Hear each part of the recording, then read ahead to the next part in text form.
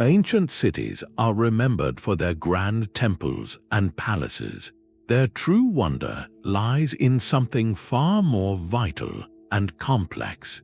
The real marvel of these massive ancient cities was not the stone they built with, but the food they ate.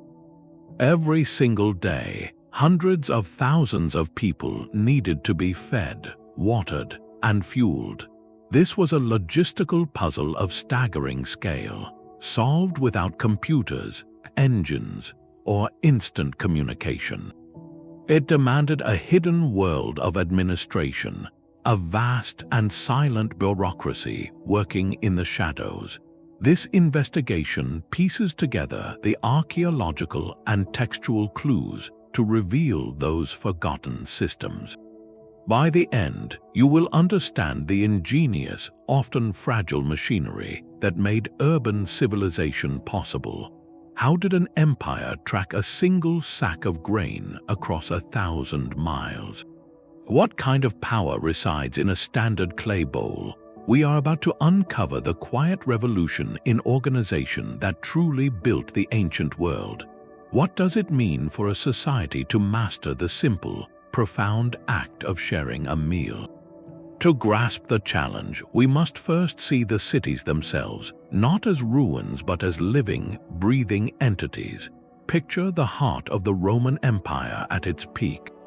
Over 1 million people called Rome home, a number no European city would reach again for over 1,000 years. Each sunrise meant another 1 million mouths to feed. The daily demand was colossal, requiring an estimated 200,000 tons of grain each year just to make bread. That is a mountain of food arriving by ship, cart, and foot every single day without fail. But Rome was not alone in this staggering scale. On the other side of the world, the Aztec capital of Tenochtitlan floated on a lake, a city of perhaps 200,000 souls. Its canals and causeways buzzed with canoes bringing maize, beans, and squash from the farthest reaches of the empire. The sheer volume was managed with a precision that stunned the Spanish conquerors. Across Asia, the Khmer capital of Angkor sprawled across an area larger than modern Manhattan, supporting a population well into the hundreds of thousands. Its lifeblood was water, a complex hydraulic network of canals and reservoirs that turned the jungle into a vast, fertile rice bowl.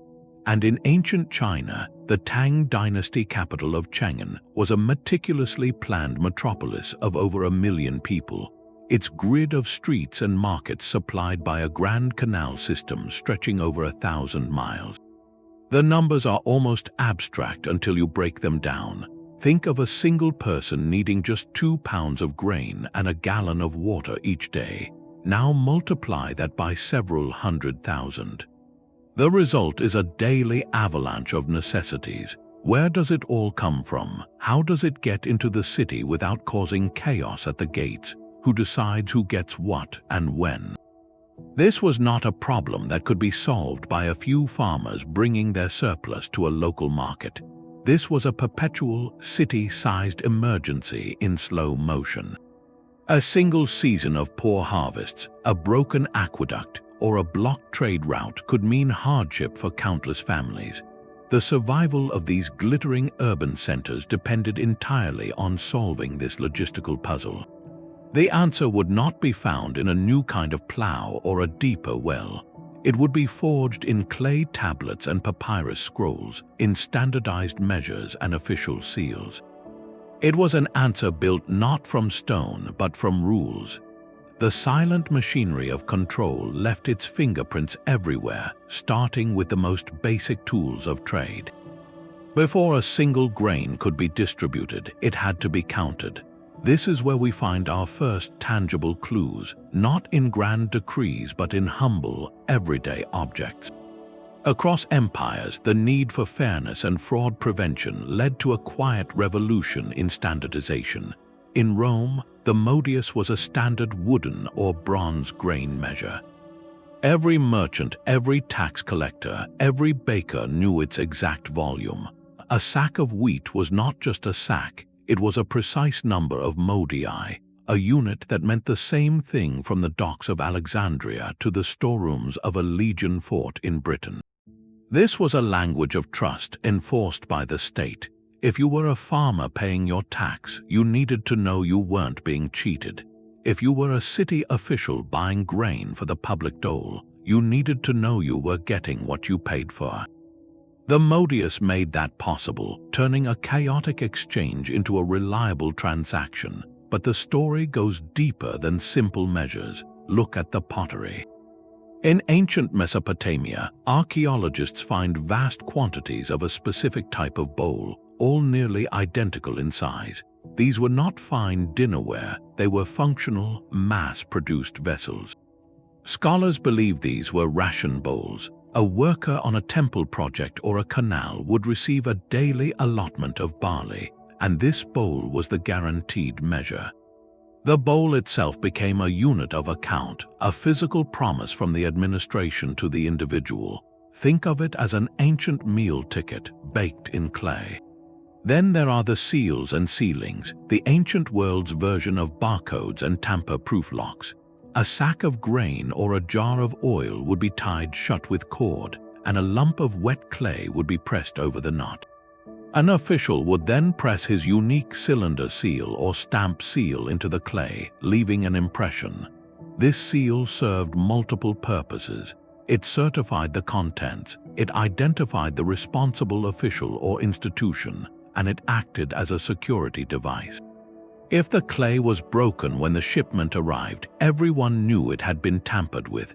These small clay lumps, often discarded after the goods were received, are gold mines for historians. They tell us about trade routes, administrative hierarchies, and the sheer volume of goods moving under official supervision. So these artifacts, the standard measure, the uniform bowl, the official seal, are more than just ancient junk. They are the physical manifestation of a system. They represent a collective agreement that order was better than chaos, that fairness required rules, and that feeding a city was not an act of charity, but one of meticulous engineering. The bureaucracy was making itself material, embedding its logic into the very objects people touched every day. But who were the people behind these systems? Who did the counting, the sealing, the endless recording? The logic of the system was captured in its most permanent form, written in stone and clay. To understand the minds behind the measures and seals, we must listen to their own voices, preserved for millennia in the dry dust of archives. The earliest writing we possess from places like ancient Mesopotamia was not epic poetry or royal propaganda. It was bureaucracy. It was lists. A clay tablet from the city of Uruk, over 5,000 years old, might simply record the number of sheep received or the amount of barley issued to a temple worker. Writing itself, one of humanity's most profound inventions, may have first evolved not to tell stories but to count things. It was a tool born from necessity, a technological leap to manage the overwhelming complexity of an urban economy. These documents are the blueprints of the hidden machine. In Egypt, scribes meticulously kept records on papyrus, detailing the grain harvest from every nome or province along the Nile. They tracked the yields, calculated the tax owed to the pharaoh's granaries, and noted the shipments sent north to feed the workers building the pyramids.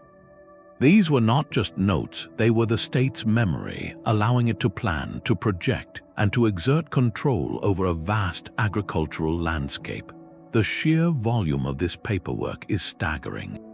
From the Mesopotamian city of Ur, we have tens of thousands of cuneiform tablets dealing with the management of livestock, textiles, and labor. Each entry is a tiny snapshot, a single transaction in a city-sized economy. One tablet might be a receipt for 5 goats delivered to the palace kitchens. Another could be a ration list for 20 female weavers, each named, each entitled to a specific amount of oil and grain for the month. Think of it as an ancient spreadsheet, painstakingly impressed with a reed stylus. The Inca of South America, who had no system of writing as we know it, developed an ingenious alternative, the Quipu. These were complex arrangements of knotted cords where the color, type, and position of each knot encoded information. While their full meaning is still being deciphered, scholars strongly believe quipus were used for administrative record-keeping, tracking census data, tribute payments, and storehouse inventories across the empire's mountain roads. It was a three-dimensional filing system, portable and durable, capable of holding vast amounts of data without a single written word. What these records reveal is a mindset. They show a civilization thinking in terms of systems, of inputs and outputs, of accountability. A shipment manifest from a Babylonian merchant doesn't just list goods, it lists the names of the boatmen, the guards, and the officials at each stop, creating a chain of custody. A tax ledger assigns responsibility, naming the collector and the payer. This was not merely bookkeeping, it was a framework of power. It allowed a central authority, whether a king or a council of priests, to see what was happening hundreds of miles away, to allocate scarce resources during a drought, and to ensure that the immense workforce building city walls or digging canals was fed and therefore functional. The scribe, with his stylus or his set of cords, wielded a quiet authority. He turned the chaotic flow of food and labor into legible, manageable data. And in doing so, he made the city itself possible. But this data had to go somewhere to be stored and acted upon. The ledgers point us toward the next critical piece of the puzzle, the physical hubs where all this controlled abundance came together. The ledgers required a physical home, a place where data became sustenance. For the clearest view of this ancient machinery in motion, we look to Rome and its most famous institution, the Annona. This was not merely a welfare program, it was the central nervous system of the empire's food supply, a state-run guarantee of bread for the citizen masses. Its origins lie in the Republic's growing pains, as Rome's population swelled and political stability became tied to full stomachs. Politicians learned early that a hungry populace was a dangerous one, and by the time of the emperors, the free or heavily subsidized grain dole was a cornerstone of imperial power and social peace. But how did a promise become a daily reality for hundreds of thousands? The answer lies in a title, the Praefectus Annonae, the prefect of the grain supply. Appointed directly by the emperor, this was one of the most powerful and stressful jobs in the empire. He was the ultimate logistics manager, responsible for everything from negotiating with Egyptian grain brokers to ensuring the mills along the Tiber kept turning. His authority stretched across provinces and seas, commanding a budget that could make or break the city's mood. His task was to solve that million-person equation every single day. The system he oversaw was a masterpiece of organized complexity. It began in the fertile fields of Egypt and North Africa, the empire's bread baskets. Here, grain was collected as tax or purchased by state agents. It was then bagged and transported to massive port complexes like the one at Ostia, Rome's harbor at the mouth of the Tiber. At Ostia, the scale becomes tangible. Enormous warehouses called horrea lined the docks. These were not simple sheds, they were multi-storied, fire-resistant storage facilities with raised floors to prevent damp and rodent infestation. Think of them as ancient silos designed for security and efficient turnover. The grain was unloaded from deep-sea freighters, its quality checked, and its volume recorded before being transferred to smaller river barges for the final journey up the Tiber to Rome's own warehouses. The entire operation depended on a specialized guild, the navicularii. These were state-contracted shipowners, wealthy businessmen who built and operated the massive grain freighters. In return for carrying the Annona's cargo at fixed, lower rates, they received lucrative tax breaks and imperial protection. They were the essential private partners in this public enterprise, their fleets forming the vital arteries that pumped grain into the heart of the empire. Once in Rome, the grain was milled, often by donkey-powered mills, and baked into bread in large, industrial-scale bakeries. the distribution itself was a meticulously organized affair. Citizens entitled to the dole, adult male Roman citizens, were registered and given tokens called tesserae. On appointed days, they would present their tessera at a designated distribution point to receive their monthly ration. This was the final link in a chain thousands of miles long, a chain of contracts, inspections, shipments, and records. The Annona transformed bread from a simple food into a political currency and a symbol of Roman identity. It was a brilliant, if expensive, strategy for maintaining order, but it also created a profound vulnerability, making the city terrifyingly dependent on a few distant provinces and the fragile sea lanes that connected them.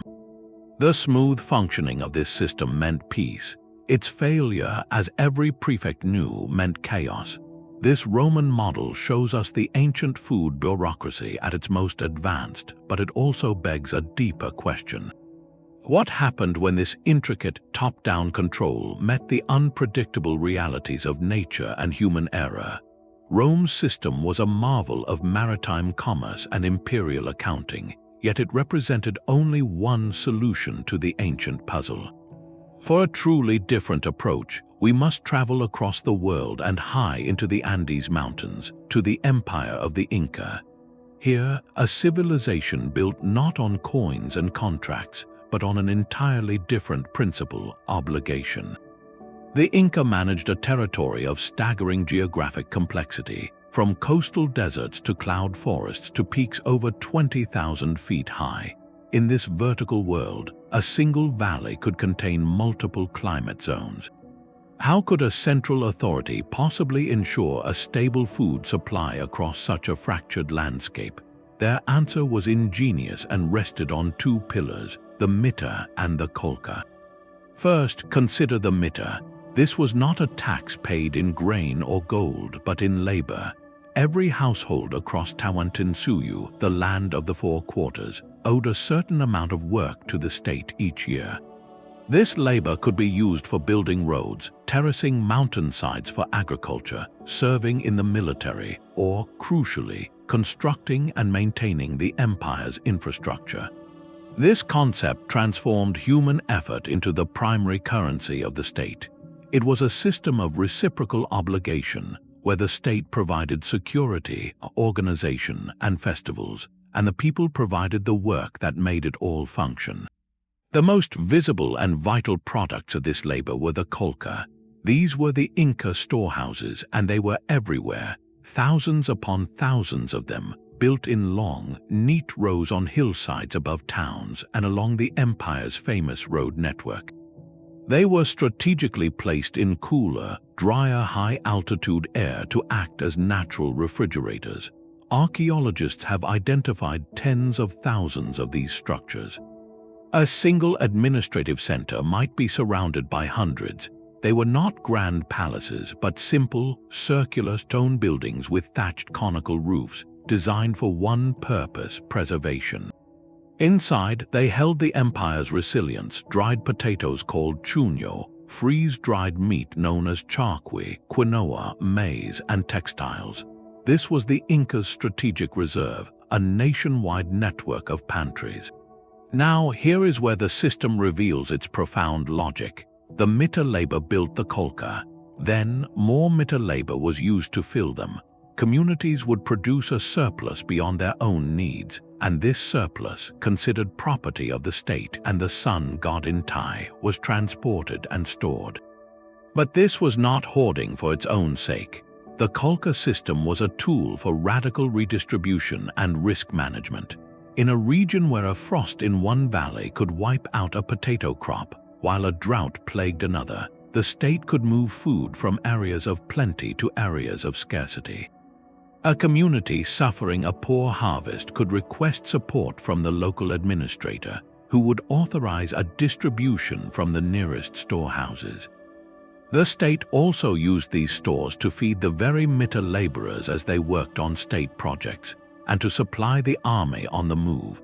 It even provided for grand ceremonial feasts that reinforced social bonds and loyalty to the Sapa Inca, the emperor. This created a powerful cycle. The people's labor built the system that protected them from famine, which in turn legitimized the state's demand for their labor. It was a non-market economy of astonishing sophistication, where value was measured in sustenance and stability, not in currency. The Roman Annona aimed to pacify a volatile urban populace with bread. The Inca system aimed to integrate and stabilize an entire empire across impossible geography through shared labor and guaranteed security. One relied on ships and scribes, the other on footpaths and knotted cord records. Both, in their own way, were monumental achievements in human organization, proving that the will to feed a civilization can shape its very soul. But these systems, for all their power, existed in a delicate balance with forces far beyond any administrator's control. A standard measure was a declaration of order in a world of potential chaos. To feed a city, you first had to speak a common language of quantity, a vocabulary understood by the tax collector in a remote village, the scribe in the capital, and the baker in the market square. This was the bureaucracy of measurement, and it was one of the most profound and subtle exercises of state power in the ancient world. Imposing a uniform cup or basket was not about convenience, it was about control, fairness, and the very ability to conceive of an empire as a single, manageable entity. Consider the Egyptian hecat. This was a unit of volume roughly equivalent to 4.8 liters, used primarily for grain. From the earliest dynasties, the hecat was the standard measure for assessing the harvest. When the annual floodwaters of the Nile receded, leaving behind rich black silt, surveyors would calculate the expected yield of each plot. The pharaoh's share, the tax that fueled the state, was calculated in hecats. A farmer knew exactly what portion of his harvest, measured in these familiar units, belonged to the granary. This system turned the agricultural bounty of the Nile Valley into a predictable, quantifiable resource. The state could then budget, knowing how many hecats were stored in its vast networks of silos to feed pyramid workers, soldiers, and priests. The hecat made the abstract idea of a national grain supply a concrete, countable reality. Across the fertile plains of Mesopotamia, a similar story unfolded with the selah. This was a smaller unit, a humble daily ration measure. Cuneiform tablets from temple and palace archives are filled with accounts in selahs. They record the barley issued to weavers, the oil allotted to scribes, the beer ration for laborers. The selah was the building block of the Mesopotamian economy of distribution. Its uniformity was sacred, enforced by the authority of the gods and the king. A text from the city of Lagash even records the reform of a ruler named Yorukagina, who boasted of standardizing the measures to protect the poor from being cheated by officials. This tells us something crucial. The fight for a fair measure was seen as a cornerstone of just governance. It was a way to prevent local corruption and build trust in a system where most people never saw the central authority, only its standardized bowls. In ancient China, particularly during the Qin dynasty, standardization became a tool of unification. The first emperor, Qin Shi Huang, famously unified the script, the axle widths of carts, and the units of measurement. The dan, a unit of weight for grain, became consistent across the realm. Before this, a dan in one warring state might be vastly different from a dan in another, hindering trade and complicating taxation. By imposing a single standard, the Qin bureaucracy could efficiently assess the agricultural output of every province, move supplies for its armies, and administer its territory with a new level of precision. The uniform dan was as much a weapon of empire as the emperor's terracotta army. It conquered economic chaos and built an administrative framework that lasted for millennia. The power of these measures went far beyond simple arithmetic. A standard unit created a bridge of trust across distance and social hierarchy. It allowed a central planner in a palace to write a decree that said, "Feed 10,000 workers for a month," and know with certainty how many boatloads of grain that command required. It turned the harvest of countless individual farmers into a single, colossal number that could be stored, divided, and moved. Without this shared language of quantity, the granaries of Rome, the storehouses of the Inca, the redistributive networks of all ancient cities would have been impossible. The humble measuring cup, in its many ancient forms, was the silent partner to the scribe's stylus. One recorded the promise, and the other guaranteed its fulfillment. Yet this entire elegant system of counts and measures rested on a foundation far more volatile than clay or stone. It depended utterly on the cooperation of the earth itself. The language of measurement created a common reality, but it was a reality that had to be filled. All those standard bowls and storehouses remained empty without a constant, reliable inflow. This is where the ancient state's power became most direct, not in distributing food, but in first collecting it. The fuel for the entire redistributive machine was taxation in kind, a system where people paid their dues not with coins, but with the very stuff of life, grain, oil, and livestock. This flow of physical goods from the countryside to the administrative center was the absolute heartbeat of urban survival. The process began with assessment. Before a single stalk of barley was cut, the state needed to know what to expect. In the floodplains of Mesopotamia, scribes would survey the fields after the spring planting. They estimated the potential yield based on the area of land and the type of crop sown. A farmer working a fertile plot near a canal would owe a higher percentage than one working marginal land. This was not a random demand, it was a calculated claim on the earth's productivity. The famous Code of Hammurabi even outlined these rates, stating that a farmer using an irrigated field would give 1/3 of his harvest to the owner, which was often the temple or palace. This assessment created a ledger of expected income for the state before the harvest even began. Collection was a monumental logistical event. At harvest time, the calculated share was separated in the field or at a local threshing floor. In Egypt, the pharaoh's agents, accompanied by scribes and measurers bearing the official hecat, would arrive at village granaries. The grain was poured into the standard measures, counted aloud, and meticulously recorded on papyrus scrolls. One surviving document from the reign of Ramesses V details the grain tax collected from various villages, listing the amounts down to the fraction of a hecat. The grain was then sealed in sacks, loaded onto barges, and began its journey down the Nile toward the great state granaries at places like Thebes or Memphis. This was wealth in its most tangible form, sailing slowly toward the cities. The recording of this inflow was as critical as the grain itself. Every transaction, from a small farmer's contribution to the shipment from an entire province, was written down.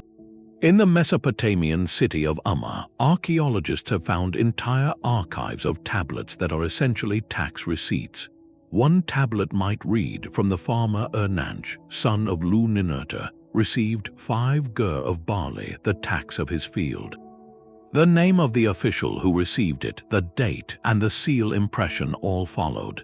This created an unbroken chain of accountability. The central administration could audit the flow, comparing what was collected in a district to what eventually arrived in the capital storerooms. It was a system designed to minimize loss, whether to spoilage, accident, or human temptation. This constant, seasonal inflow of raw sustenance is what powered everything we have discussed.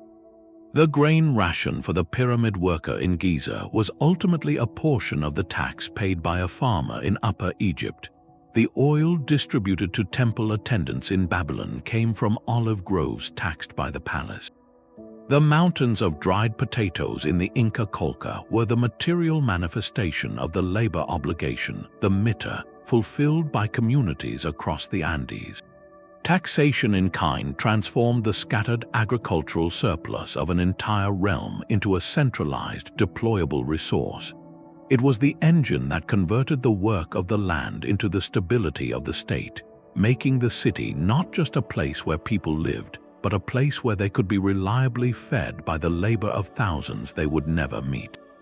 This system of collection was so effective, it raises a final, pivotal question. How did these ancient administrators move such colossal quantities of fragile goods across continents without the wheel, the engine, or the steel container? The collected grain was just the beginning of its long and perilous journey. Once measured and sealed, this mountain of food faced its greatest challenge, the journey from the fertile countryside into the very heart of the city. This was the domain of logistics, a world of barges, donkeys, and human backs, all moving in a carefully orchestrated rhythm dictated by the seasons and the state. The first leg of the trip often relied on nature's own highways. In Egypt, the Nile was the empire's main street. The northward current carried barges laden with tax grain effortlessly toward the delta and the Mediterranean. Sails caught the prevailing northerly winds for the return trip south. State granaries were strategically positioned along the riverbanks, acting as both collection points and way stations. A barge might stop at a provincial depot to top off its load before joining a larger convoy headed for the capital. This system turned the river into a slow, constant conveyor belt of sustenance, its timing synchronized with the annual flood and harvest. Overland, the challenges multiplied. In Mesopotamia, canals fed by the Tigris and Euphrates allowed some boat traffic, but donkeys and carts bore the heaviest burdens. The Persian Empire's famous Royal Road, stretching over 1,500 miles, was not just for messengers and armies. Caravans of pack animals moved stores of grain and dates between administrative centers, stopping at fortified way stations where supplies could be secured and animals rested. These depots were the vital nodes in the network, places where the long, vulnerable thread of a caravan route was reinforced and recorded. The Inca solution to mountainous terrain was perhaps the most impressive. Their vast road network, over 25,000 miles of paved trails and stairways, was built by Mita labor specifically for this purpose. Relay runners could carry messages, but for bulk goods, it was the llama train. Thousands of these sturdy animals, each carrying a load of about 50 pounds, moved in continuous streams between the qollqa storehouses. A sack of chunyo from a highland valley would be moved from one storage cluster to the next, in a hand-off system that slowly walked the food across the empire without a single animal or driver making the entire trip. This stage of the journey, the movement, was where the bureaucracy's planning met the unpredictable real world. River barges could sink in a storm, caravan animals could sicken. Mountain passes could be blocked by landslides. Every shipment was a gamble, which is why the intermediate storage depots were so critical. They acted as buffers, absorbing shocks in the supply chain. If a shipment was delayed, officials could release reserves from a nearby depot to keep the city fed. These warehouses were the empire's shock absorbers. Finally, the food reached its destination, but its journey within the city was just as organized. In Rome, the grain offloaded at the horrea in Ostia was not sent to a chaotic free-for-all. It was transferred to the city's own granaries, then allocated. Some went to the public bakeries for the dole bread. Some was sold at a stabilized price in the markets to keep inflation in check. Some was earmarked for the legions. In a Mesopotamian city-state, the central granaries of the temple or palace became the distribution hub. Scribes with ration lists would oversee the daily or monthly issuance of barley, oil, and wool to the thousands of dependents, from priests and administrators to weavers, soldiers, and slaves. The final handoff was a moment of profound significance. For a worker receiving his standard bowl of grain, it was the tangible result of a system that stretched beyond the horizon. That meal connected him to the farmer in a distant province, the scribe who counted the harvest, the boatman who navigated the river, and the official who managed the depot. It was the endpoint of a vast, silent collaboration, a daily miracle of organization that turned tax into table and made urban life not just possible but predictable. Behind every clay tablet and sealed sack stood a person with a title and a duty. This vast machinery of food was not self-running. It was operated by a legion of specialists, each a cog in a grand design far beyond any single harvest. To move from the abstract system to the lived reality, we must meet the workforce that made it breathe. Think of the scribe not as the only official, but as the central node in a sprawling human network. His records were the destination for information gathered by many others. First, there were the surveyors. In Egypt, these were the rope stretchers, specialists who used knotted cords to measure field boundaries after the annual Nile flood receded. Their precise calculations determined the taxable area of each plot, the very foundation of the state's expected income. A small error in their work could mean a village was overtaxed or a landowner cheated the treasury. Theirs was a mathematics of justice and extraction, performed under the sun with simple, vital tools. Then came the assessors and quality inspectors. When the harvested grain arrived at a local granary, it wasn't just poured into a standard measure. An official, perhaps bearing a title like overseer of the granary, would examine it. He checked for moisture, for spoilage, for the presence of weeds or stones. Inferior grain could be rejected or its value downgraded. This man stood at the gate of the state's wealth, ensuring that what flowed into the storage system was pure, lasting value. His judgment directly impacted how many rations that shipment would eventually yield. Within the labyrinth of the warehouses themselves, we find the auditors and stewards. In Mesopotamia, a temple administrator known as the Sangha was responsible for the entire economic output of a god's estate. He didn't just oversee spiritual matters, he managed a vast industrial and agricultural complex. His staff included sub-stewards who kept day-to-day tallies of what entered and left the storerooms, reconciling the physical stacks of jars and sacks with the scribe's tablets. They performed what we would now call inventory control, catching discrepancies, investigating losses, and preparing reports for higher authorities. The movement of goods required its own masters. The overseer of transport was a critical role. In Egypt, this official coordinated the fleet of barges on the Nile, scheduling their journeys to coincide with harvests and the river's currents. He arranged for the crews, the guards, and the payments to the boat captains. His success meant grain arrived in Memphis on time. His failure meant empty granaries and unrest. Along the Inca road system, similar officials managed the llama train schedules and the restocking of the way station qollqa, ensuring that no relay in the long chain of handoffs was broken. Finally, at the point of distribution, we encounter the ration officers. In a Mesopotamian city, a temple or palace gate might see a long line of workers each day. The official there, clipboard in hand, checked names against a list before authorizing the release of a standard bowl of barley or a measure of oil. He was the final human face of the system, the moment where the abstract promise of sustenance became physically real. This man had to be scrupulously fair, for any perception of favoritism or theft at this last, personal stage could shatter the population's trust in the entire, invisible edifice. Each of these roles, from the rope stretcher in the field to the distributor at the gate, was a profession. They required training, knowledge, and were often hereditary. They formed a middle layer of society, not the peasant farmers and not the ruling elite, but the essential technicians of civilization. Their power was quiet but immense, based on literacy, numeracy, and their position as the guardians of the life-giving flow.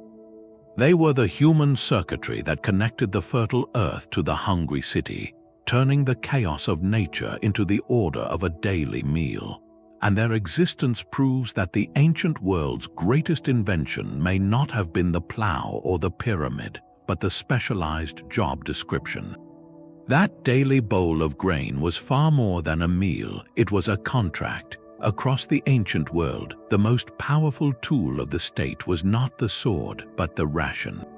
This system of organized distribution created a profound dependency, weaving the very survival of individuals and groups into the fabric of the authority that fed them. To receive a consistent allotment of food was to be bound in a relationship of loyalty and obligation. In Rome, the grain dole was explicitly political. The fermentations, the distributions of wheat, were originally a privilege for citizen soldiers, but evolved into a right for the adult male plebeian population of the city. Emperors like Augustus meticulously reformed and expanded the system, understanding that a well-fed urban populace was a quiet one. The monthly grain ticket, the tessera frumentaria, became a tangible symbol of Roman citizenship and imperial benevolence. To hold one was to be a stakeholder in the system.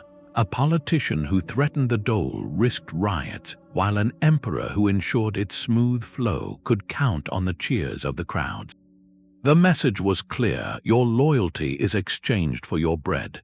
This was not hidden. It was celebrated on coins and in public monuments that depicted the emperor as the generous provider, the pater patrii, the father of the country, feeding his children. Withholding that provision was the other side of the same coin. Exile often meant being cut off from this life-sustaining system. For a community that fell out of favor, a delayed shipment or a redirected grain fleet could be a weapon of subtle, devastating pressure, forcing compliance without a single battle. The Inca model operated on a similar principle of reciprocity, but framed it within a spiritual and communal context. The state, through the Sapa Inca, who was a descendant of the sun god Inti, provided security, infrastructure, and from the qollqa storehouses, relief in times of need. In return, the people owed their labor, the Mita.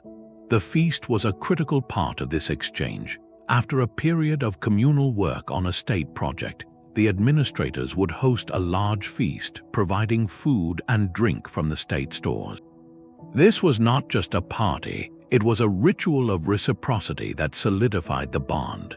To eat the state's food in this context was to acknowledge the debt and to reaffirm one's place within the cosmic and social order.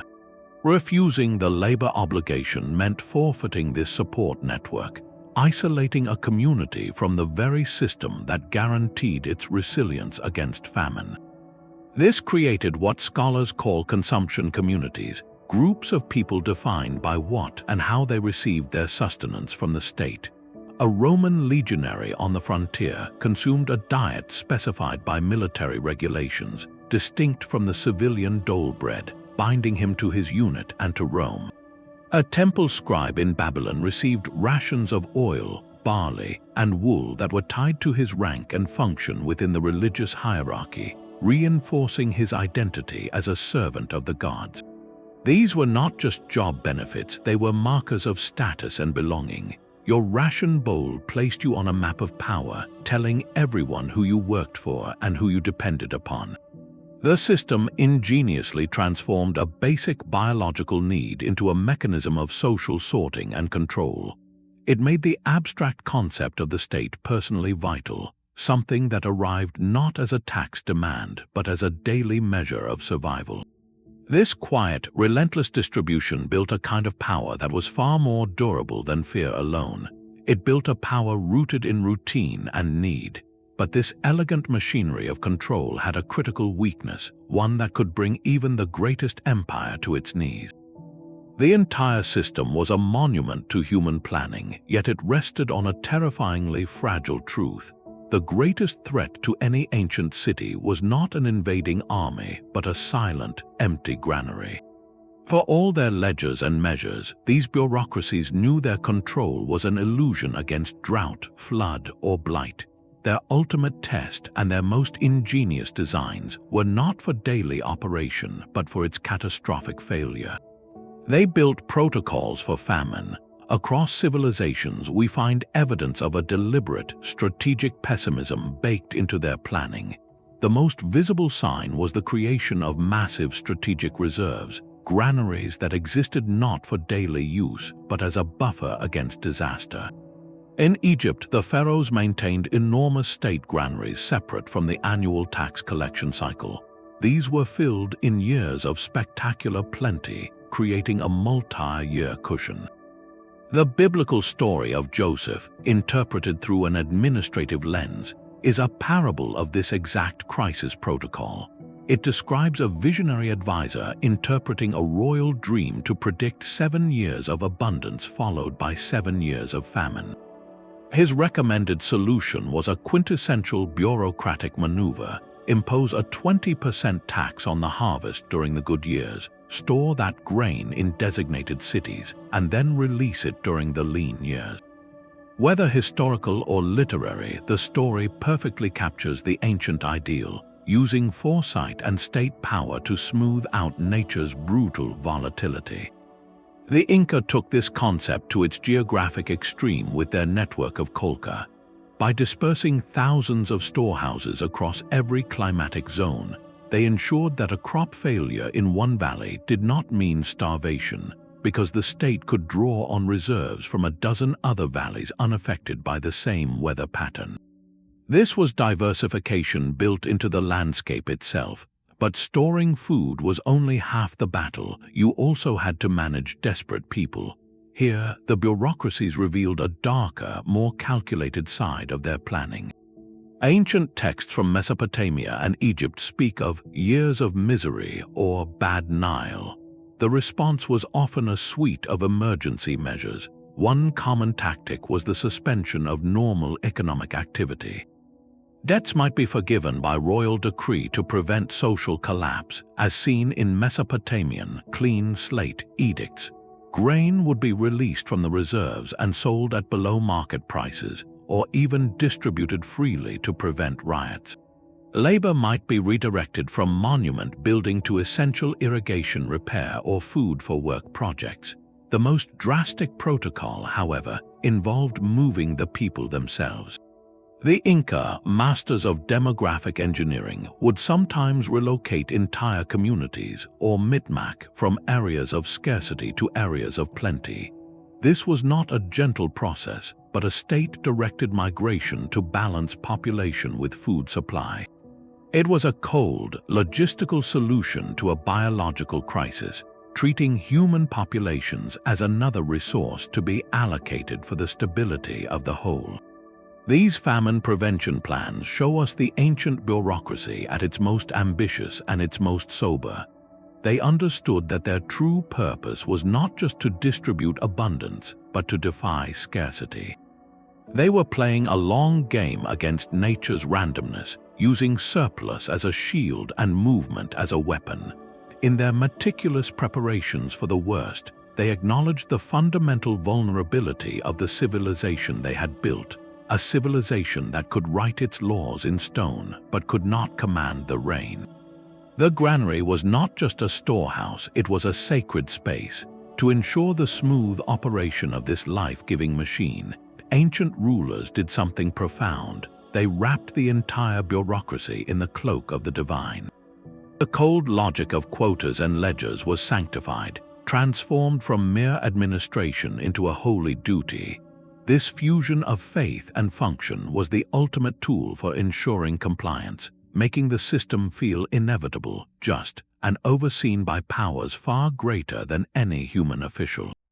The physical architecture told this story first. In Mesopotamia, the towering ziggurat, the home of the city's patron god, was not an isolated temple. It was the center of a vast economic complex. The granaries, the workshops, the administrative offices, they were all built within the temple precinct's walls.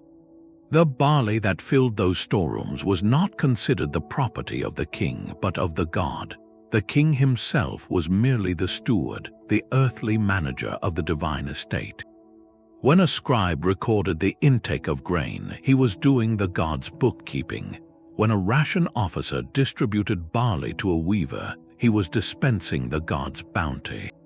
This framing was powerful. To cheat the system, to pilfer from the granary, was not simply theft from a royal warehouse. It was sacrilege, an offense against the deity who guaranteed the community's very survival.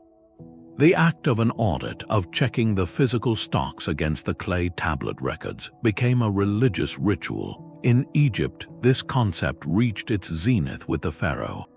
He was not just a political leader, he was a living god, the intermediary between the people and the forces that sustained life, chief among them, the Nile's annual flood. The grain that flowed into the state silos was the direct result of the pharaoh's divine harmony with the cosmos. His duty to redistribute it fairly was a core part of maintaining Mat, the universal order of truth, balance, and justice.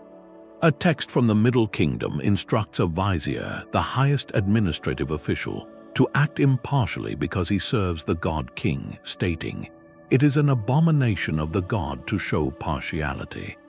Here, bureaucratic fairness is literally divine law. The paperwork itself bore witness to this sacred charge. Cylinder seals, used to authorize tablets and seal containers, often depicted the king in a posture of worship or being introduced to a god. Every time that seal was pressed into clay, it was a miniature proclamation that this transaction occurred under divine sanction. Even the act of measurement was holy. Standardized volume measures were sometimes kept in temples, their accuracy guaranteed by the priests. To use a false measure was to lie before the gods. This ideological framework solved a critical problem of scale. How do you get thousands of people, from farmers to scribes to porters, to faithfully participate in a complex system they could never see in its entirety? You make them believe they are serving a purpose grander than the king's treasury. You convince the farmer that his tax grain feeds the priests who intercede with the gods. You convince the laborer that his ration is a gift from the patron deity in return for his work on the temple. The bureaucracy became a form of worship, and compliance became an act of piety. This sanctification provided a potent answer to the perennial question of legitimacy. It transformed the state's extraction of food from simple coercion into a reciprocal sacred contract. The people gave their labor and their harvest, and in return, the god, through his royal steward, provided order, protection, and daily bread. The system's success was proof of divine favor, its failures a sign of spiritual failing that required ritual correction. This deep intertwining of pantry and temple, of ledger and prayer, reveals that the most sophisticated ancient bureaucracies understood a timeless truth. To control a society's stomach, you must first speak to its soul. But this divine and centralized control is not the only model history offers. Some of the most successful ancient cities present a profound counterpoint, a system so seamlessly integrated that its very architecture seems to whisper rather than shout. The great cities of the Indus Valley civilization, like Mohenjo-Daro and Harappa, stand as a monumental enigma. Here were vast, meticulously planned urban centers, home to tens of thousands, boasting the world's first sophisticated sanitation systems and a remarkable uniformity of culture across 1,000 miles. Yet, archaeologists have found no towering ziggurats, no colossal statues of kings, no sprawling palace complexes filled with administrative tablets. Where is the evidence of the command center that must have fed and managed these cities? The silence is deafening, and it suggests a radically different kind of ancient intelligence at work. The answer may lie not in a single, imposing granary, but in hundreds of smaller ones. Instead of a central citadel hoarding all the grain, excavations at Mohenjo-Daro reveal something fascinating. Many individual houses, particularly the larger ones, had their own private bathing areas and, crucially, their own sturdy brick platforms that look remarkably like private grain storage bins. This points to a system where surplus was held at a household or neighborhood level, a decentralized network of small reserves rather than one giant state stockpile. The authority that coordinated this network did not need a grand palace because its power was embedded in something far more pervasive: standardization. This is the civilization's true signature. The bricks used to build Mohenjo-Daro, from the foundations of the Great Bath to the walls of the smallest lane, are all fired to a perfect standardized ratio. The length is exactly twice the width, and the width is twice the height. This uniformity speaks of a shared technical knowledge and perhaps even building codes enforced across the entire civilization. Even more telling are the weights. Archaeologists have discovered small, carefully crafted stone cubes in graduated sizes.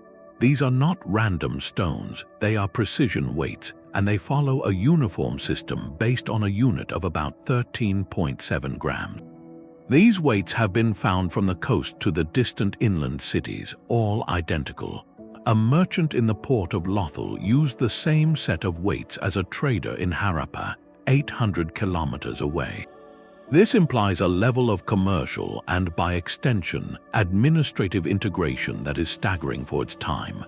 Think of it as an ancient metric system, enabling fair trade and reliable taxation across an entire subcontinent without a single emperor's face on a coin. So, how might their food bureaucracy have functioned? One compelling theory is that it was a bottom-up rather than a top-down system. Local neighborhood councils or powerful merchant guilds, using those standardized weights and measures, could have managed the collection and redistribution of agricultural surplus from the surrounding farms. Taxes or shares of the harvest might have been stored in those household platforms, with a portion perhaps contributed to a communal granary for civic projects, like maintaining the brilliant grid of streets and the complex drainage channels that still impress engineers today. The system's effectiveness was its subtlety. It did not require a god-king's pronouncements because its rules were baked into the bricks and balanced on the scales. Compliance came from mutual benefit and shared cultural practice, not from fear of a distant divine steward. This may be why we find no great hoards of administrative records. If authority was distributed and local, the need for vast central archives of clay tablets diminishes. Their bureaucracy was not an imposing monument, but a quiet, pervasive agreement on how things should be done. An agreement so strong it shaped every brick and every weight across a civilization larger than ancient Egypt or Mesopotamia. The Indus Valley presents a haunting possibility that the most resilient ancient systems might be the ones that leave the faintest footprints, their power dissolved into the everyday fabric of life itself, until one day, even that fabric quietly unravels. These silent systems of control demanded a memory far greater than any single official could hold. Long before the first written word appeared on a clay tablet, ancient administrators were already inventing ways to remember, to count, and to promise. Their earliest tools were not scripts but objects, three-dimensional contracts you could hold in your hand. In the fertile valleys of Neolithic Mesopotamia, over 10,000 years ago, we find the humble beginnings of all this complexity, small clay tokens. These were not art or toys, they were concrete symbols, each shape representing a specific commodity. A cone might stand for a small measure of grain, a sphere for a larger jar of oil, a cylinder for a sheep. To record a transaction, a merchant or temple official would gather the corresponding tokens, perhaps 3 cones for 3 baskets of barley, and seal them inside a hollow clay ball. This ball, called a bulla, acted as a receipt and a secure contract. The outside could be impressed with the party's seals, and the tokens inside were the incontrovertible terms. To verify the agreement later, you simply broke the clay envelope and counted the tokens. This was a brilliant, tactile accounting system, a physical ledger locked in clay. But as trade and storage grew more complex, a problem emerged. If you wanted to check the record, you had to destroy it. The solution was a stroke of genius that would change history. Someone began pressing the tokens into the surface of the clay ball before sealing it inside. Now, the exterior bore the impression of the contents. Soon, they realized the tokens inside were redundant. The impressions on a flattened clay tablet were enough. With that simple shift, abstract symbols replaced physical tokens, and writing was born. Those early pictographic tablets from cities like Uruk are essentially 3-dimensional token systems rendered in 2 dimensions, the direct ancestors of both bureaucracy and literature. This evolution reveals a profound truth. writing emerged from the practical need to track stuff, to make the invisible flow of an economy permanently visible. Yet writing, for all its power, was not the only answer. On another continent, in the vertical world of the Andes, the Inca Empire managed a territory of staggering complexity without a written script. Their solution was the quipu, a device of stunning elegance and mystery. A quipu is a collection of colored cords, most often made from cotton or camelid wool, hanging from a main primary cord. At first glance, it might look like an intricate tassel or a piece of textile art, but to a trained quipukamayok, a keeper of the quipu, it was a dense and dynamic record. Information was encoded in multiple layers. The type of knot, whether a simple overhand knot or a complex figure 8, represented numbers, using a base 10 positional system remarkably similar to our own. The position of the knot on the cord indicated its place value, ones, tens, hundreds, but the quipu was more than an abacus. The colors of the cords held meaning, likely signifying different categories of data, like maize, potatoes, llamas, or population groups. The spin and ply direction of the cords, even the way cords were attached to the main strand, may have added further layers of qualification. Think of it as a portable, tactile database. A single quipu could summarize the annual tribute from an entire province, detailing how many sacks of each crop were stored in which qollqa. Another could record census data, tracking the labor obligations, the Mita, owed by every household in a valley. Spanish chroniclers reported that messengers could run along the Inca roads carrying quipus that recorded complex narratives and messages, though this linguistic function is still debated by scholars. What is clear is that the quipu system was capable of remarkable complexity and portability, perfectly suited to an empire connected by footpaths where paper would disintegrate in the rain. Both the clay token and the knotted cord share a deep logic.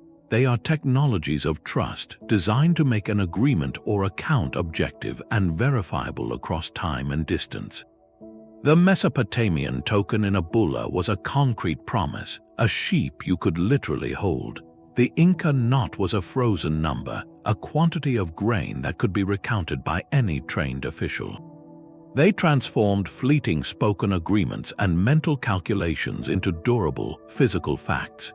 These pre-writing and non-writing systems challenge our assumptions about what makes a civilization advanced. They prove that the drive to organize, to account, and to plan is a fundamental human impulse, one that can express itself in clay or cord with a sophistication that rivals any written ledger.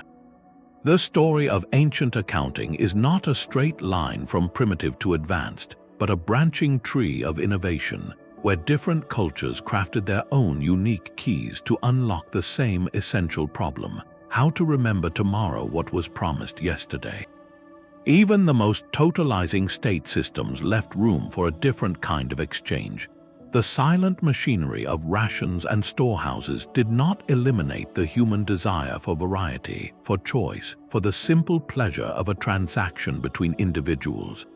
This reveals a fascinating spectrum in the ancient world, a constant push and pull between the security of state control and the dynamism of the private market.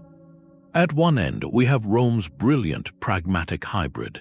The Annona guaranteed the basic caloric foundation for the citizen masses, a massive political undertaking that stabilized society.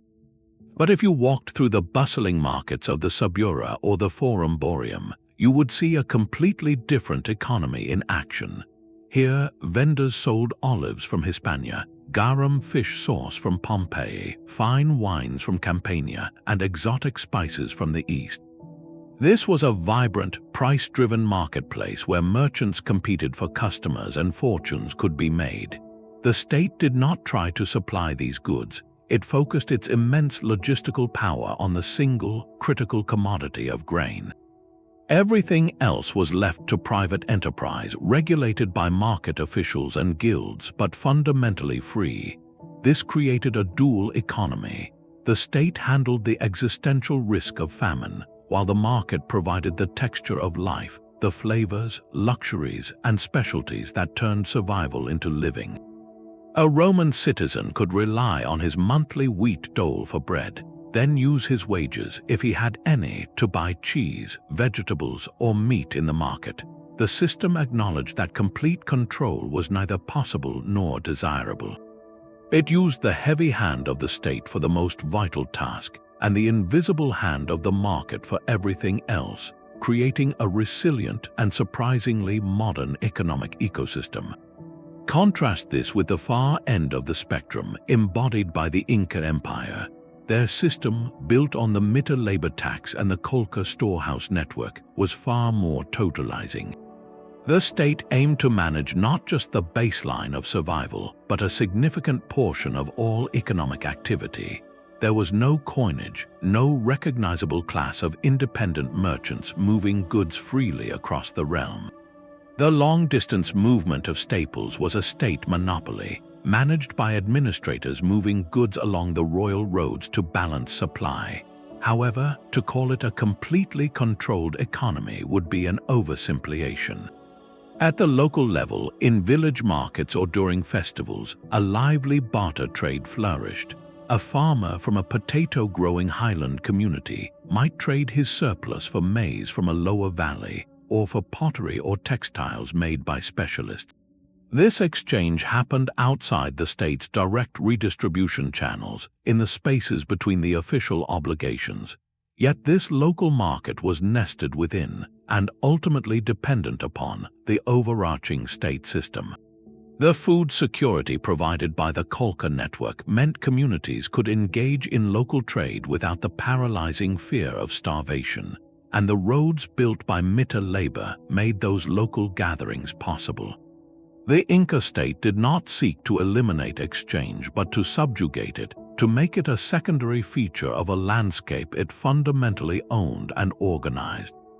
This interplay between market and state reveals the core strategic choices of ancient civilizations.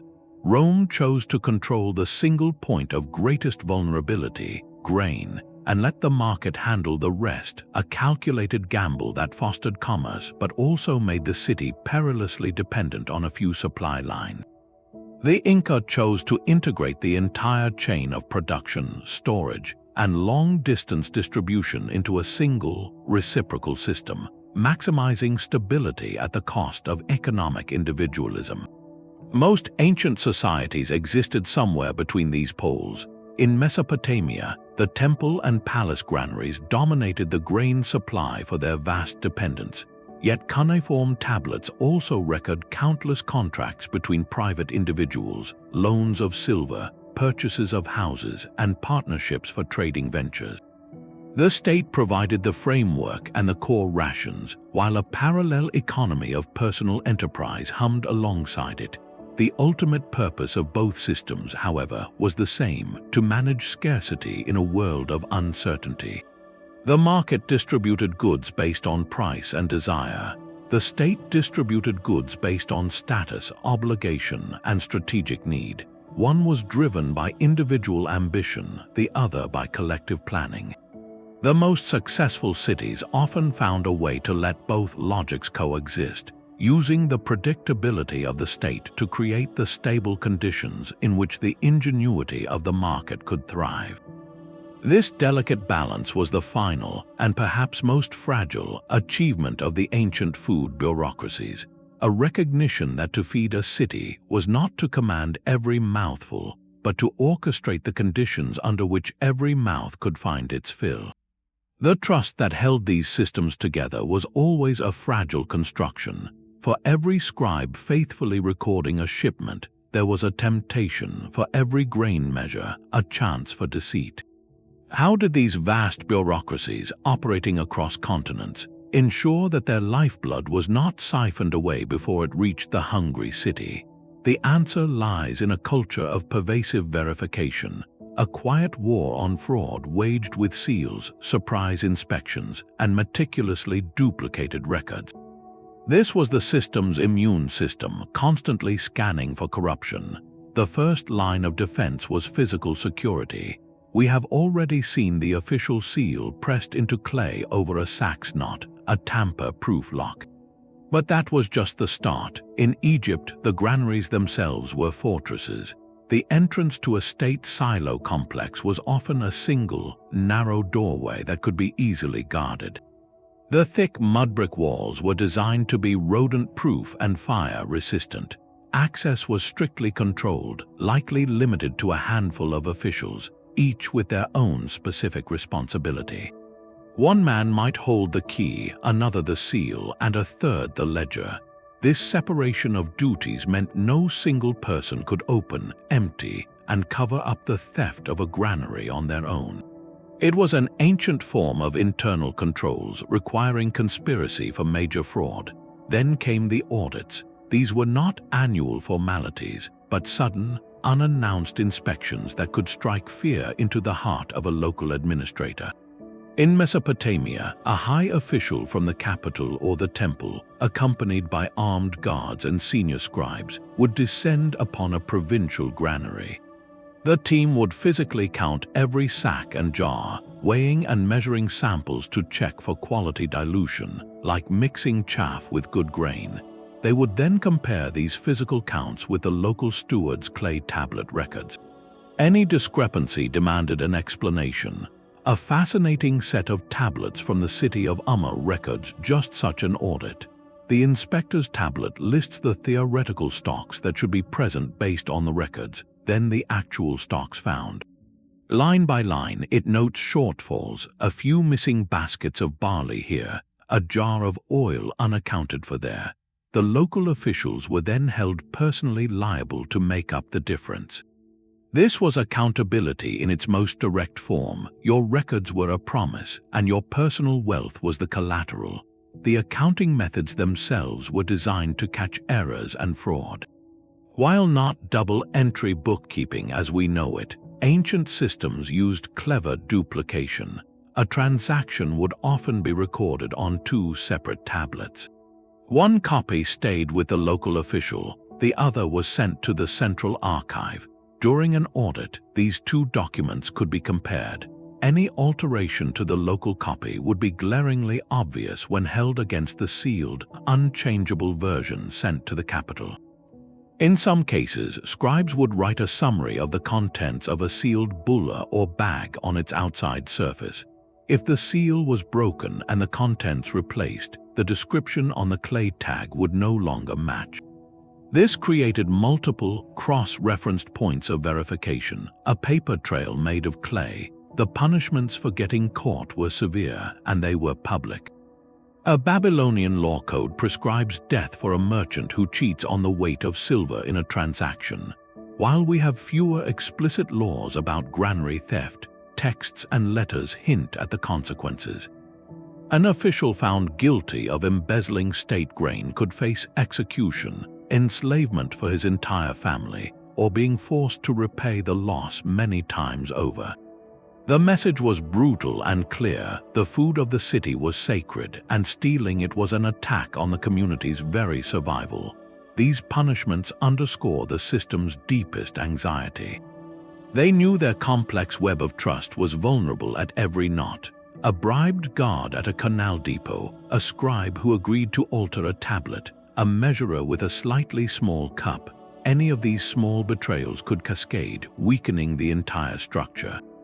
The relentless audits, the seals, the duplicate records, all of this costly effort was a tax on distrust, a necessary burden that proved just how precious and precarious the flow of food truly was.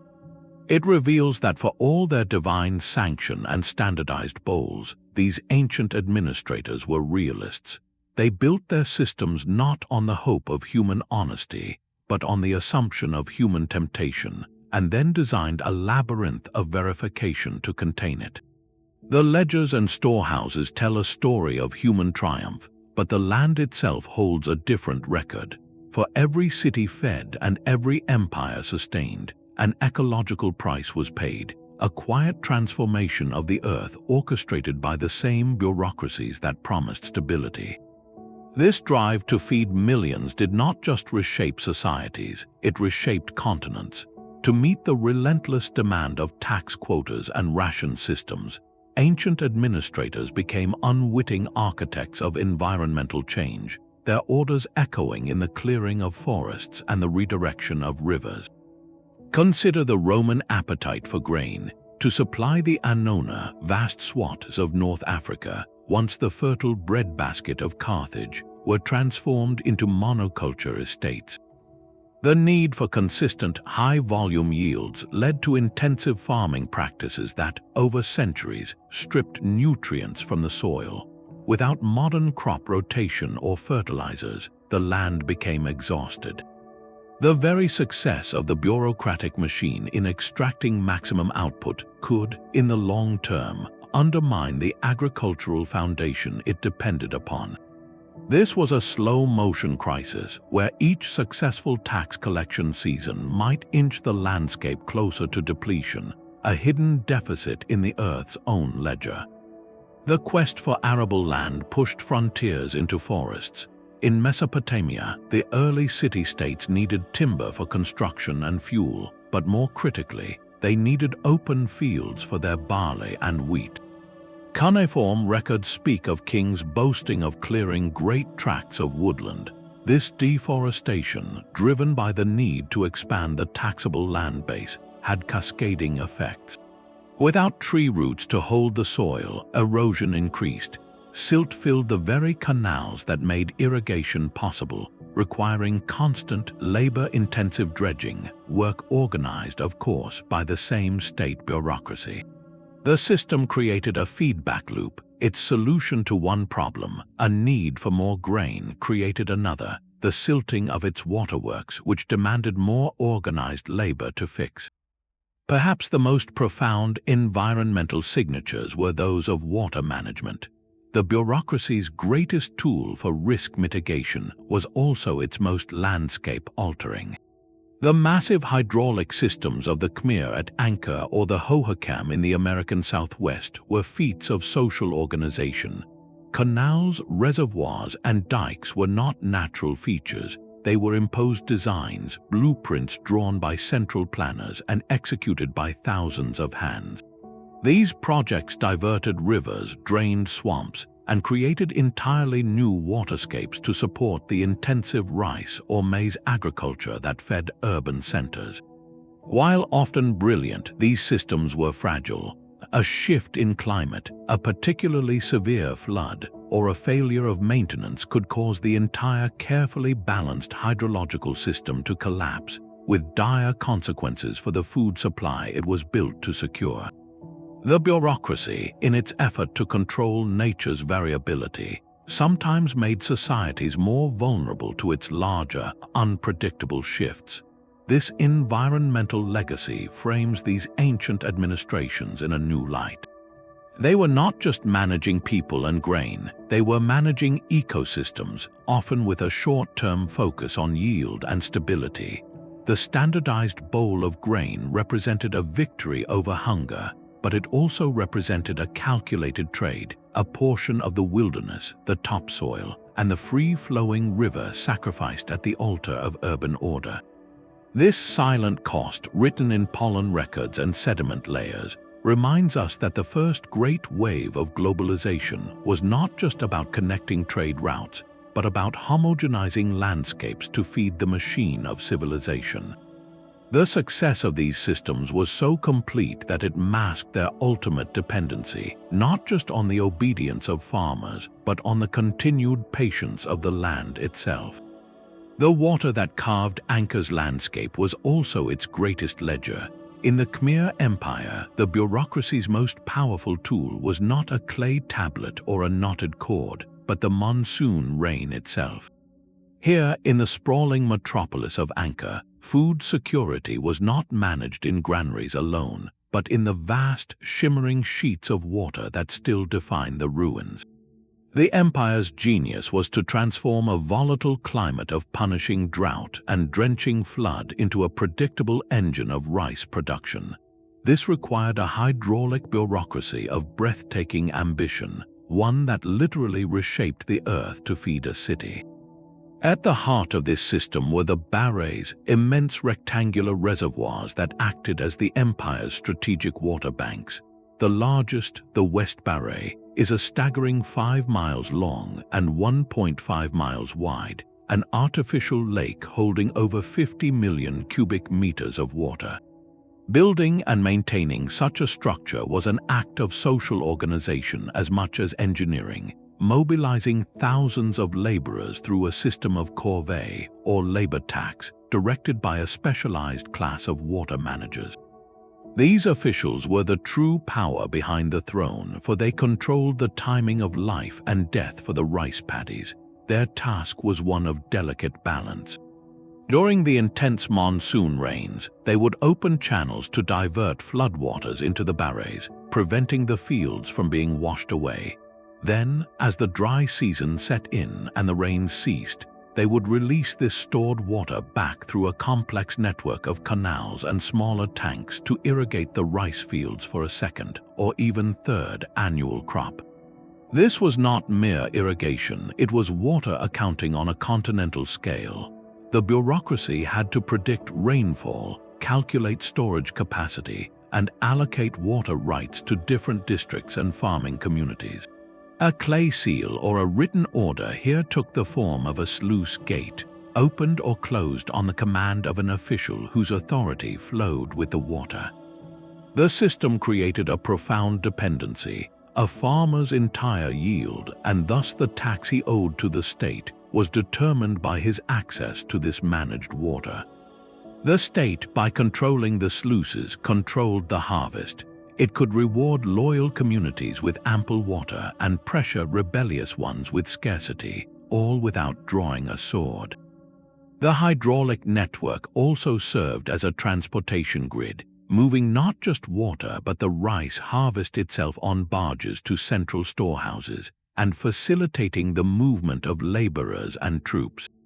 This integrated design meant the same infrastructure that fed the city also secured it. The ultimate proof of this system's success is written in the landscape itself. Angkor supported a population density comparable to modern Los Angeles in a tropical environment for centuries. Its bureaucracy turned water from a threat into a currency and rice from a crop into a calculated instrument of power. Yet this magnificent achievement also reveals the system's ultimate fragility. Its entire logic was predicated on a stable climate pattern. The slow, meticulous work of the water managers could be undone by a prolonged drought that emptied the barrays, or by a shift in monsoon patterns that their canals could not accommodate. The very monumentality of their solution made it difficult to adapt when the environment itself began to change. The water that fed the city could also betray it. For all their ingenuity, these ancient food systems existed on a knife's edge, their complex balance perpetually threatened by forces both within and beyond their control. The most meticulously kept ledger could not account for a drought that lasted a decade, and the most loyal official might eventually bend under the weight of a crumbling state. These were not just machines for distributing abundance, they were delicate agreements, and their failures revealed just how fragile the ancient urban miracle truly was. Corruption was a constant, corrosive threat. We have seen the audits and seals designed to prevent it, but as empires aged, the temptation could become systemic. In the later Roman Empire, the position of Praefectus Annonae, once a prestigious post for honest administrators, could become a tool for personal enrichment. A prefect might accept bribes to award shipping contracts to friends, or look the other way as grain was diverted from the public dole to be sold at inflated prices on the black market. This was more than simple theft, it was a failure of the system's own immune system. When the guardians of the food supply began to siphon from it, public trust evaporated. The citizen who received moldy grain or an underweight loaf no longer saw a benevolent state, but a distant, greedy official. This erosion of faith could turn the breadline from a symbol of imperial care into a powder keg of social unrest. Even more devastating were the shocks that simply overwhelmed the system's capacity.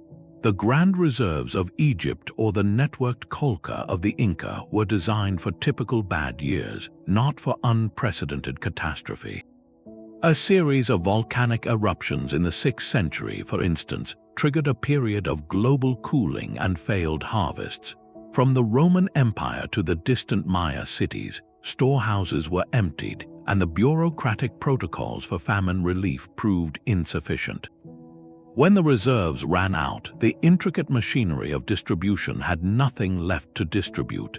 The state's fundamental promise, security in exchange for loyalty, was broken. In these moments, the bureaucracy's greatest weakness was exposed: its reliance on predictability. A rigid system, perfectly tuned to manage known variables, could become paralyzed when faced with the entirely unknown. The overextension of supply lines presented another critical vulnerability. Rome's brilliance in feeding itself from Egypt and North Africa was also its greatest strategic risk. The Mediterranean sea lanes, the empire's lifelines, were vulnerable to piracy, storms, and later to rival powers. As political unity frayed in the later empire, securing these long-distance routes became more difficult and costly. A disruption in the grain fleet from Alexandria did not just mean higher prices in the market. It meant immediate, widespread hunger in a city that had forgotten how to feed itself from its own hinterlands. The bureaucracy was designed to manage a flow, not to conjure food from nothing when that flow stopped. Its response was often too slow, too bound by procedure to react to a sudden crisis. Perhaps the most poignant failure was one of adaptation, the inability of a successful system to change when the world around it did. Bureaucracies, by their nature, create stability through routine and repetition.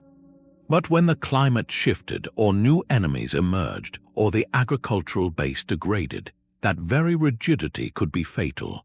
The administrative minds that had so brilliantly standardized the modius measure or the brick size might struggle to invent a new way of farming or a more localized supply chain. They were experts at optimizing the existing model, not at dismantling and rebuilding it. The collapse was rarely a single event but a cascade. A climate shock would lead to harvest failure, which would empty the granaries. Empty granaries would lead to famine and social unrest, which would weaken the state's authority. A weakened state would struggle to collect taxes or maintain the infrastructure, like canals and roads, that the food system depended upon. This would lead to further agricultural decline, completing a vicious cycle.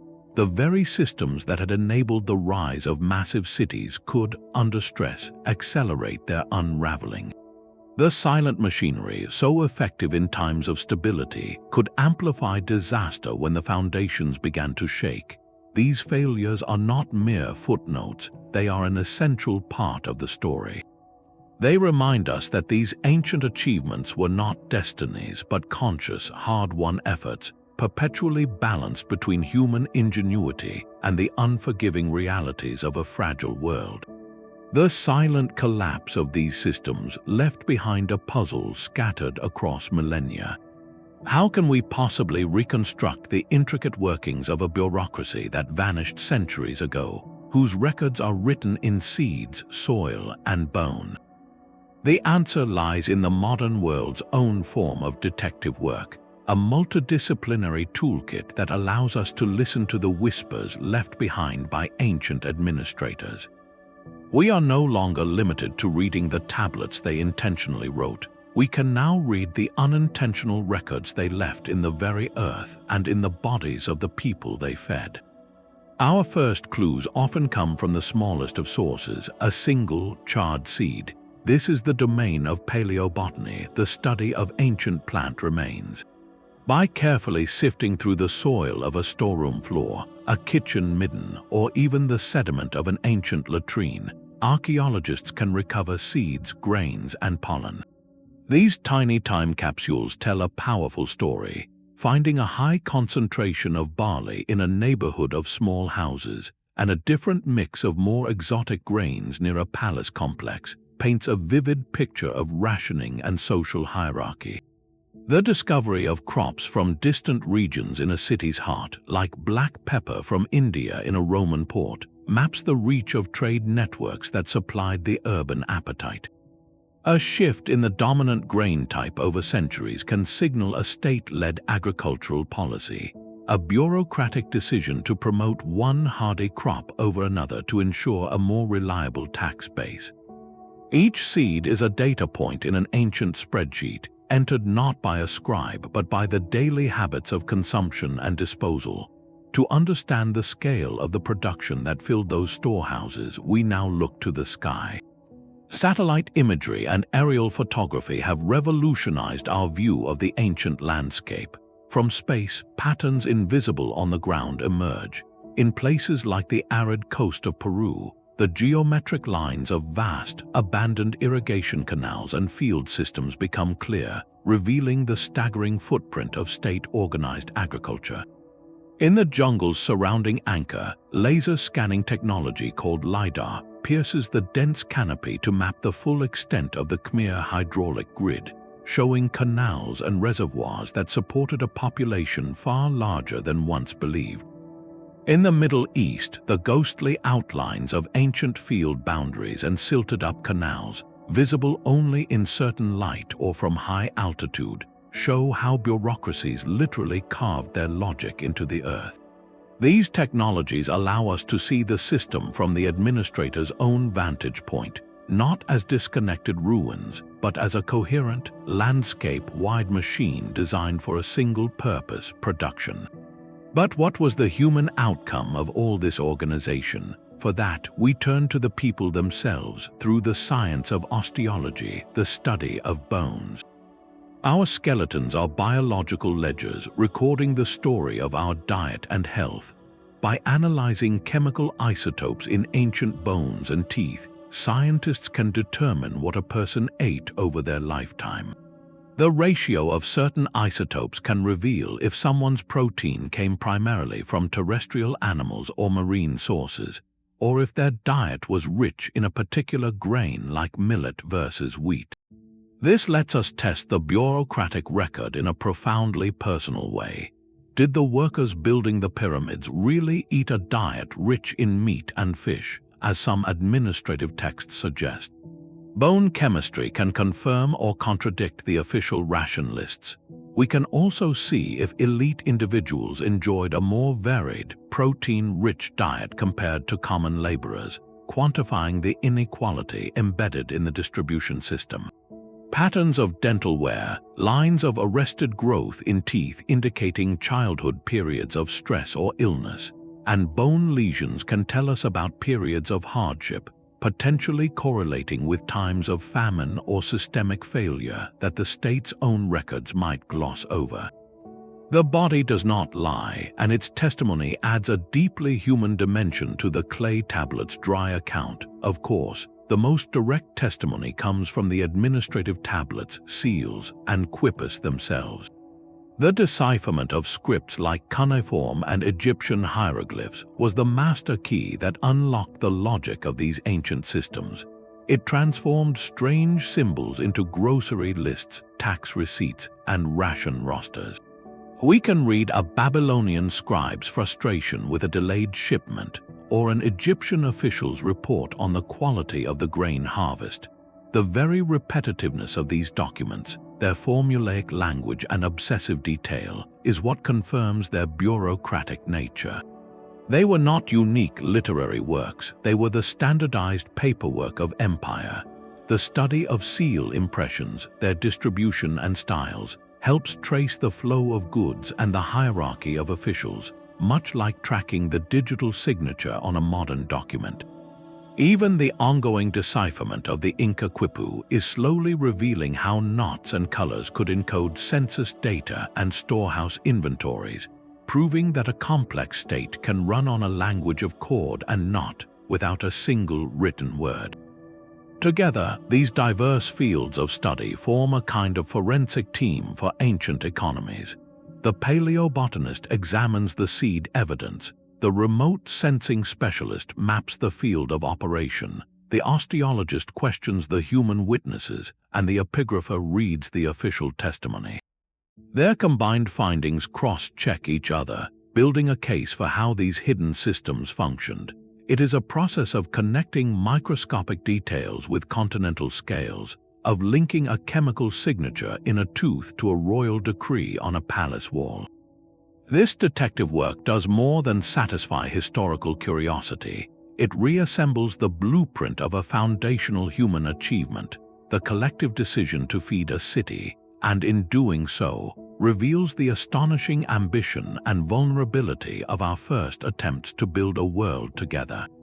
The true test of any system lies not in its tools but in its results. Half a world apart, empires faced the same relentless equation: how to feed 1 million people from 1,000 scattered fields. Their solutions could not have been more different in form, yet eerily similar in ambition. On one side, the literate, monetized bureaucracies of the Old World, their power inscribed in coin and scroll. On the other, the non-literate, labor-based systems of the Americas, their authority woven into cord and ritual. This divergence forces us to ask a profound question: can two civilizations build the same machine using entirely different blueprints? In Rome and Han Dynasty China, the bureaucracy spoke the language of writing and money. The Roman Annona and the Chinese tribute system were vast accounting operations. They quantified everything. Grain was assessed, taxed, and traded using standardized coinage. A farmer in Gaul or Sichuan could sell his surplus for silver or bronze coins, then use that coin to pay his tax obligation to the state. The state, in turn, used that currency to pay soldiers, officials, and contractors to move the grain. Writing was the nervous system of this entire process. In China, meticulous bamboo slip records tracked every dan of grain moved along the Grand Canal, every shipment of rice from the fertile south to the administrative capitals of the north. The system created a layer of abstraction, money, and text acting as universal translators that turned wheat and rice into numbers, and numbers into commands that could be sent across continents. This allowed for remarkable flexibility and long-distance trade, but it also created vulnerabilities to inflation, to corruption in the mint, and to the frailty of the papyrus or silk scroll itself. Now cross the globe to the empires of the Andes and Mesoamerica. Here we find a world without coinage, without beasts of burden like the ox or horse, and in the case of the Inca, without a true writing system. Their power was not abstract, it was breathtakingly direct. The Inca Mita labor tax and the Maya's demands for tribute in goods like cacao, feathers, and cloth were systems built on obligation, not purchase. Value was measured in human energy and tangible products. The Inca state did not buy potatoes, it commanded their cultivation and storage through the labor its citizens owed. It did not hire porters, it directed them as part of a civic duty. The Quipu, with its knotted cords, was a record of these obligations and stores, a three-dimensional database that managed people and potatoes with equal precision. The Maya kings, depicted on stelae receiving piles of tribute, were at the center of a similar redistributive web, where luxury goods and staple foods flowed along networks of allegiance and ritual duty, not market price. So did these opposite paths lead to the same destination? In the short term, spectacularly, yes. Both models achieved the monumental feat of urban stability. Rome fed its million for centuries. The Inca network of qollqa storehouses created such food security that some scholars argue famine was virtually unknown in the heartland of the empire. Both systems built awe-inspiring monuments, roads, and aqueducts by mobilizing colossal human effort. The goal, to create a predictable, controllable flow of energy from the countryside to the urban center, was identical. The difference was in the medium of control. One used coin and cursive to create a flexible, expansive, but potentially fragile web of commercial and administrative relationships. The other used sacred obligation and direct labor mobilization to create a more rigid, but intensely cohesive collective organism. The Old World model excelled at integration across diverse economies, plugging Egyptian farmers, Syrian merchants, and Spanish miners into a single monetary network. The New World model excelled at resilience within its ecological niche, turning the entire population into a single workforce and the entire landscape into a managed, reciprocal garden. Their failures, when they came, also reflected their designs. Rome's monetary and supply line system crumbled under political fragmentation and economic inflation, a collapse of the abstract trust that held it together. The Inca and Maya systems, deeply tied to their specific environments and the divine authority of their rulers, proved vulnerable to climatic shifts and the catastrophic severing of that sacred chain of command by foreign conquest. One system trusted in the ledger and the silver denarius. The other trusted in the knotted cord and the word of the Sapa Inca. Both were brilliant answers to humanity's oldest and most urgent puzzle, proving that there is more than one way to build a world where everyone gets fed. The echoes of those ancient storehouses are not silent. They resonate in the very structures that feed our modern world, proving that the logic of managing scarcity is a thread woven through human history. The solutions crafted by those forgotten administrators were not discarded. They were refined, scaled, and embedded into the foundation of our global society. Consider the most direct descendant, the strategic grain reserve. Today, nations and international bodies maintain massive stockpiles of wheat, rice, and other staples, not for daily use, but as a buffer against the exact crises that plagued Rome and Angkor. The modern rationale mirrors the ancient one to smooth out volatility, to prevent price spikes during a poor harvest, and to ensure national security. When a government releases grain from its reserves to stabilize the market after a drought, it is executing a protocol written 5,000 years ago on Mesopotamian clay, a testament to the enduring wisdom of planning for the worst while hoping for the best.